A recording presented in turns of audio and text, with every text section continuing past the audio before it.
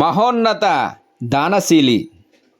పూర్వం ఒకప్పుడు ఒక రాజ్యంలో ప్రసిద్ధికెక్కిన ఒక జూదరి ఉండేవాడు. జూదాన్నే వృత్తిగా చేసుకున్న అతడు దేవతలను, బ్రాహ్మణులను సదా నిందిస్తూ ఉండేవాడు. లోకంలోని చెడు వ్యసనాలన్నింటికీ అతడు ఆలవాలమై విరాజిల్లాడు.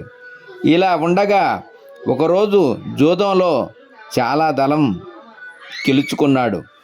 దాంతో అతడి మనసు సంతోషంగా పొంగిపోగా అతడే తన చేతులతో కిళ్ళీ కట్టి చందనము, పువ్వుల మాలల వంటివి తీసుకొని ఒక వెలయాలి ఇంటి వైపు వేగంగా అడుగులు వేస్తూ పోతున్నాడు. దారిలో కాళ్ళు తడబడడంతో కిందపడి స్పృహ కోల్పోయాడు.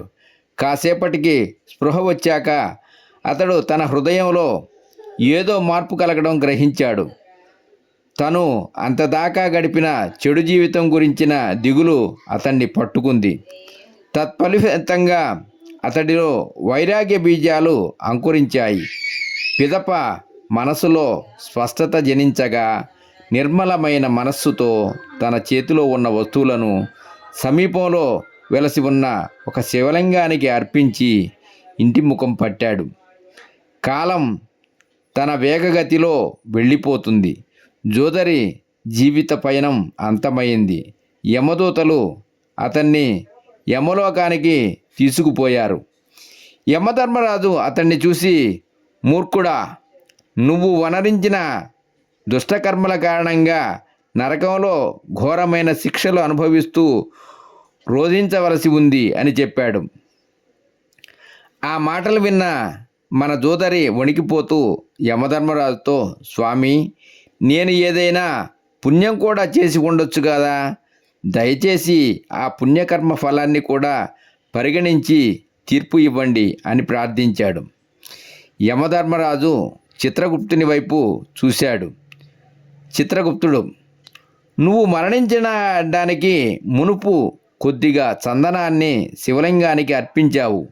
దాని ఫలితంగా నువ్వు 3 నాళికల కాలం స్వర్ణసింహాసనం మీద దేవరాజుగా ఉండటానికి అర్హత పొందావు. జోదరి, అలా అయితే మొదట స్వర్గంలో నేను అనుభవించవలసిన వాటిని అనుభవించడానికి నాకు అనుమతి ఇవ్వండి. ఆ తరువాత నరకంలో పడవలసిన బాధలన్నీ పడతాను. వెంటనే యమధర్మరాజు ఆదేశం ప్రకారం జూదరిని స్వర్గలోకానికి పంపించారు. దేవగురువులైన బృహస్పతి ఇంద్రుణ్ణి పిలిచి 3 నాళికల కాలం స్వర్గసింహాసనాన్ని ఖాళీ చేసి ఆ జూదరికి ఇవ్వమని నచ్చజెప్పి ఒప్పించాడు. 3 నాళికల కాలం గడిచాక మళ్ళీ ఇంద్రుడే దేవసింహాసనాన్ని అధిష్ఠిస్తాడని కూడా బృహస్పతి చెప్పాడు. ఇంద్రుడు సింహాసనం నుండి దిగగానే జూదరి దేవలోకానికి అధిపతి అయ్యాడు. ఇంకా 3 నాళికల కాలం మాత్రమే ఉందే. జూదరి ఆలోచనలో పడ్డాడు. మహాశివుడు తప్ప నాకు మరో శరణ్యం లేదు అని మనసులో సంకల్పించుకున్నాడు. వస్తువుల పట్ల గల అనురక్తి అతని నుండి తొలగిపోసాగింది. వెంటనే తన ఆధిపత్యం కింద ఉన్న వస్తువులు అన్నింటినీ దానం చేయటం మొదలుపెట్టాడు.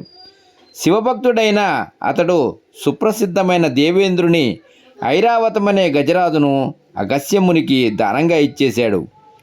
పుచ్చశ్రవమనే అశ్వాన్ని విశ్వామిత్రమునికి సమర్పించాడు. కామదేవుని వశిష్ఠ మహర్షికి అర్పించాడు. చింతామణి అనే అమూల్య రత్నాన్ని గాలవ మహర్షికి దానంగా ఇచ్చాడు. కల్పవృక్షాన్ని పెకలించి కౌండిన్య మహర్షికి ఇచ్చేశాడు.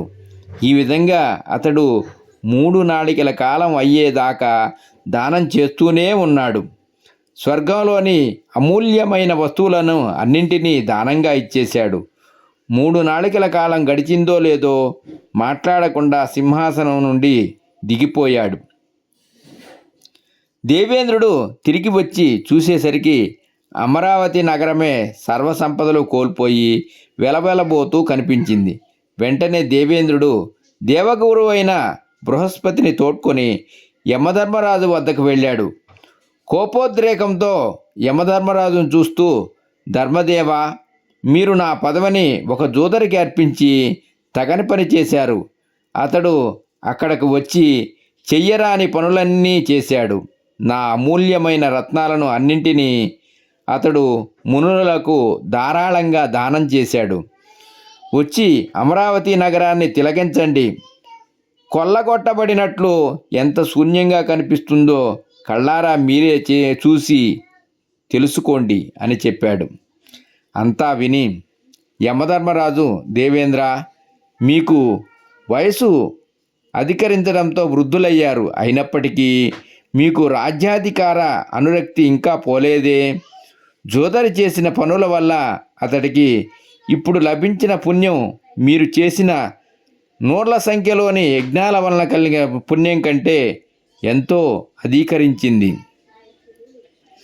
తన వశంలో అత్యంత గొప్ప అధికారం అప్పగించబడినప్పటికీ ఎవరు కించిత్తు కూడా గర్వించక సత్కర్మలు చేయడంలో తలమునకలై ఉంటాడో అతడే సర్వోత్కృష్టుడు.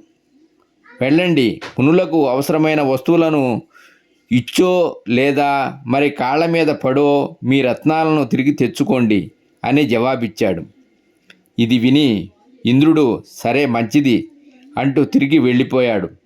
జోదరి తన ఇదివరలో చేసిన దుష్కర్మల ఫలితంగా కలిగిన నరకవాస జీవితాన్ని గడపడం నుంచి విడిపడ్డాడు. తరువాత అతడు మరుజన్మలో మహాతపస్వి, దానశీలి అయిన విరోచనునికి బలిపేరిట పుత్రుడిగా జన్మించాడు.